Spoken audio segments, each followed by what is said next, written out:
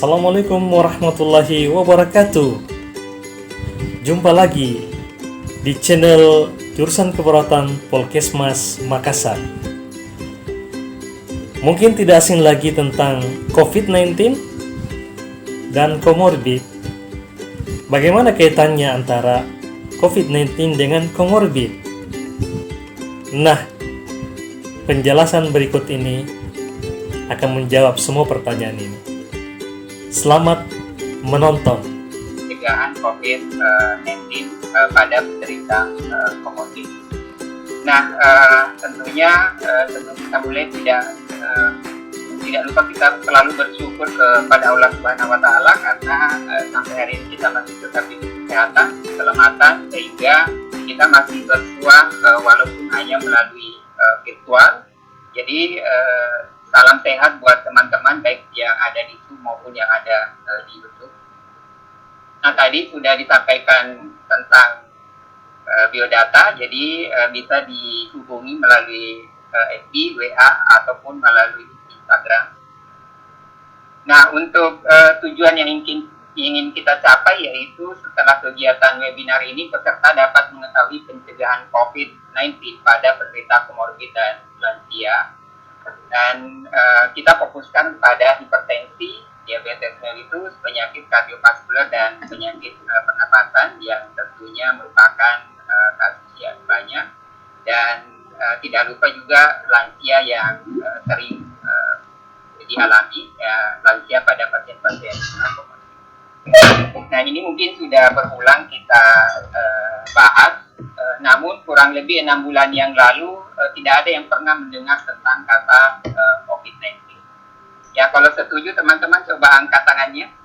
Jadi saya yakin dan percaya bahwa kurang lebih 6 bulan yang lalu kalimat ini belum pernah terlontar di dalam mulut kita semua. Namun akhir ini tentunya ini menjadi pembicaraan yang menarik, yang selalu dibicarakan baik di komunitas maupun di dalam kegiatan-kegiatan seperti ini. Nah, sekedar mengulas kembali bahwa virus ini ternyata ditemukan pertama kali di akhir Desember di Wuhan, China. Kemudian tanggal 7 Januari 2020 itu WHO mengidentifikasinya sebagai jenis virus corona yang baru yang dikenal dengan nama novel coronavirus. Kemudian di Indonesia kasus pertama itu dilaporkan pada tanggal 2 Maret 2020 dan WHO menyatakan sebagai pandemi pada tanggal 11 Maret 2020. Nah, untuk struktur protein dari virus ini sendiri, mungkin saya tidak secara detail menyampaikan, saya kaitkan dengan materi yang akan saya bawakan. Prinsipnya bahwa di protein yang ada di virus ini ada protein spike, kemudian ada membran, ada kapsil, ada envelop. Nah, spike ini nanti yang akan berikatan dengan ACE2 atau enzim converting enzim 2. Nah, ini merupakan reseptor yang akan berikatan sehingga droplet yang terhirup ataupun benda virus yang ada di permukaan kemudian kita sentuh dengan tangan tanpa sengaja kita memegang hidung atau mata bisa menularkan. Nah, kemudian virus ini ternyata tidak hanya ada di paru-paru, walaupun sebagian besar 83% itu ada di paru-paru, sehingga hampir kasus yang ada itu menyebabkan gangguan pernapasan. Tetapi tidak menutup kemungkinan bahwa gejala lain bisa muncul, karena itu juga ada di intestinal, sehingga kadang pasien juga mengalami diare. Kemudian ada di ginjal, di lapisan endotel pembuluh darah dan jantung. Nah, karena adanya di seluruh hampir di bagian tubuh yang banyak ini, sehingga nanti dampak akhirnya adalah bisa muncul gagal multi organ. Nah, kemudian untuk di pernapasan itu sendiri menimbulkan gagal napas yang mungkin nanti banyak dibahas oleh pemateri kedua Dr. Haji Nurais.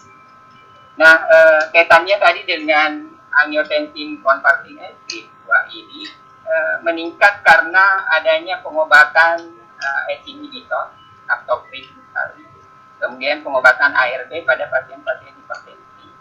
Nah, ini yang juga akan meningkatkan ACE2 ini yang nantinya dia akan berikatan dengan virus. Nah, kaitannya dengan komorbid hipertensi tadi, atau mungkin juga pasien-pasien hipertensi disertai DM yang juga mendapatkan pengobatan. Sehingga ini harus menjadi perhatian. Nah, untuk proses patogenesis, tadi dengan adanya spike protein itu dia akan berikatan dengan ACE2. Jadi prosesnya tetap melalui 5 tahapan, mulai dari perlekatan. Jadi pada saat terhirup, kemudian dia akan masuk ke saluran pernapasan. Tentunya ada mekanisme pertahanan tubuh di awal, ada bunuh hidung, ada filia, dan lain-lain. Tetapi pada saat dia berikatan dengan ACE2, maka nanti dia akan dengan proses endositosis dia akan memasuki membran sel. Nah, di dalam membran sel ini akan membentuk sintesis protein. Kenapa? Karena protein yang ada di virus ini tidak bisa berkembang, tidak bisa tanpa adanya sintesis protein melibatkan sel dari host. Nah, setelah itu dia akan berkembang membentuk virus yang baru, yang lama-lama dia akan dilepaskan dan ikut dalam sirkulasi yang nantinya akan ditangkap oleh reseptor-reseptor ACE2 yang ada di organ-organ tubuh yang lain. Nah, ini prevalensi komorbid yang mengalami COVID-19. Jadi, hasil meta-analisis dari 7 penelitian yang melibatkan 1.576 orang di China bahwa ternyata komorbid yang tertinggi yaitu hipertensi, kemudian diabetes mellitus, penyakit kardiovaskular, dan penyakit sistem pernapasan. Nah, ini tadi yang menjadi dasar sehingga di tujuan awal itu saya fokuskan kepada komorbid ini. Walaupun kita tidak boleh juga mengabaikan pasien-pasien lain yang mungkin dalam kondisi imunitas. Nah, karena kebanyakan pasien mengalami penyakit kardiometabolik, hipertensi, kemudian DM. Nah, nanti dengan adanya proses peradangan, tentunya akan meningkatkan permeabilitas endotel di alveoli sehingga terjadi proses dengan adanya proses inflamasi tadi. Terjadi pergeseran cairan yang nantinya akan mengganggu fungsi pernapasan. Nah, kalau misalnya sudah masuk ke dalam sirkulasi ini nantinya menyebabkan inflamasi sistemik yang menyebabkan respiratory distress syndrome. Nah, tadi untuk disfungsi organ multiple ini karena banyaknya reseptor di bagian tubuh yang lainnya itu kalau sudah ditangkap nantinya akan menyebabkan kegagalan organ. Jadi bukan hanya itu juga, selain adanya hipoksemia akibat ARDS ini nanti berdampak ke depan. Nah, hasil meta-analisis dari tanggal 1 Januari sampai dengan 24 April 2020 dari 14 penelitian dengan 4.659 pasien. Nah, ternyata hipertensi, penyakit jantung koroner, dan diabetes ini memiliki kecenderungan untuk mengalami tingkat keparahan yang lebih dibandingkan dengan kasus-kasus yang lain tanpa penyakit. Nah, ini yang harus menjadi perhatian kita semua sebagai tenaga kesehatan, sehingga jangan sampai pasien-pasien dengan komorbid ini menderita. Jadi kalau kita berbicara tentang siapa saja sebenarnya yang beresiko, ya semua beresiko, mulai dari usia bayi sampai dengan lansia semua beresiko.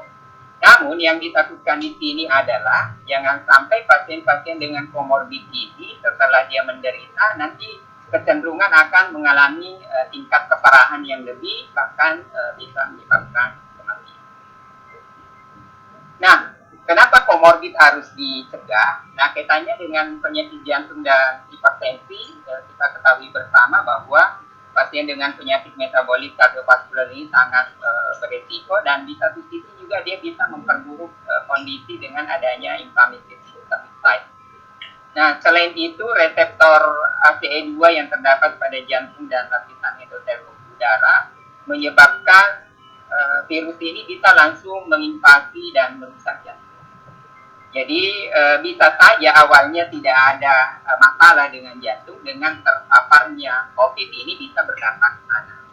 Jadi ataukah memang sudah ada penyakit jantung sebelumnya. sebelumnya. Kalau tidak ada penyakit jantung sebelumnya, maka juga akan lebih memperparah. Nah, bagaimana dengan DM? Kita tahu bahwa penyakit diabetes itu merupakan penyakit yang progresif dan menyebabkan berbagai gangguan sistem tubuh. Nah, ini juga akan menyebabkan penurunan imunitas sehingga cenderungan mengalami masalah dan bisa terpapar COVID-19. Ataukah kalau terpapar dengan COVID-19, kondisinya akan lebih buruk. Nah, hasil penelitian menunjukkan bahwa ternyata pasien DM ini lebih rentan terhadap badai inflamasi yang lebih sering kita kenal sebagai badai sitokin. Ya, jadi pelepasan sel-sel radang ke area radang itu akan memperburuk kondisi sehingga akan meningkatkan dan mempercepat kerusakan jaringan dan organ dan menyebabkan kematian. Nah, bagaimana dengan penyakit pernapasan? Di awal tadi saya sudah sampaikan bahwa 83% ACE2 ini ada di epitel alveolar pars, sehingga ini lebih beresiko. Kemudian infeksi patogen juga menyebabkan perburukan kondisi dan terjadi gagal napas. Tadi sudah disampaikan bahwa dengan adanya proses inflamasi, kemudian terjadi pelepasan cairan interstisial menyebabkan gangguan pertukaran gas sampai terjadi COVID. Nah, untuk COPD sendiri atau penyakit paru obstruktif kronik ini beresiko keparahan 4 kali lebih tinggi pada COVID-19. Nah, untuk CA paru kita ketahui bersama bahwa bukan hanya CA paru, sebenarnya jenis CA yang lain juga tentunya mengalami penurunan imun dan outcome-nya ternyata lebih buruk setelah terkonfirmasi COVID-19. Nah, untuk TB paru sendiri ini juga perlu menjadi perhatian kita di Indonesia karena TB paru juga masih menjadi hal atau kasus yang banyak, sehingga dari hasil penelitian menunjukkan bahwa ternyata infeksi TB baik diobati ataupun tidak diobati dan berusia lebih dari 50 tahun kecenderungan mengalami prognosis yang buruk jika terinfeksi COVID-19.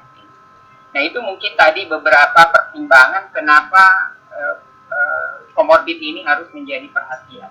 Jadi pada prinsipnya setelah dia terinfeksi, maka nanti kecenderungan mengalami perburukan kondisi yang bisa menyebabkan